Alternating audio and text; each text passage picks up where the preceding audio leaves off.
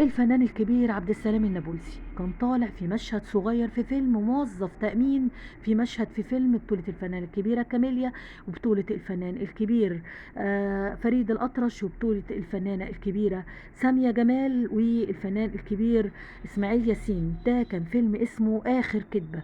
فكانت الفنانة الكبيرة كاميليا كانت طالعة راقصة، فكان هو وظيفته ان هو يقنع الناس ببوليصة التأمين، ان هم يأمنوا على حياتهم عشان لو حصل لهم حاجة ياخدوا فلوس، يعني يدفع قيمة قسط بوليس التأمين وياخدوا فلوس. عفوا. فالفنان الكبير عبد السلام النابلسي طلع قال لها في حاجة حصلت تحولت لحقيقة، مشهد في الفيلم، وهي بيقنعها بيقول لها تخيلي نفسك طلعتي طيارة، الطيارة دي بك اتحرقت ونزلتي محروقة وانتي فنانة جميلة زيك، علشان يقنعها تدفع قيمة البوليصة.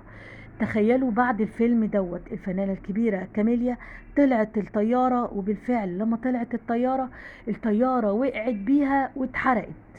طلعت بيها نفس السيناريو المشهد. تخيلوا المشهد الفيلم في اخر كدبة ده يتحول الى حقيقة، والمشهد يتحول بحذافيره، وفعلا ماتت.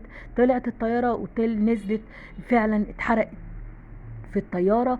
ودي فعلا النبوءة اللي بيقولوا عليها، تنبأ بمشهد في الفيلم، فعلا اتحول هذا المشهد إلى حقيقة. طبعا المشهد غير مقصود بس اتحول لحقيقة.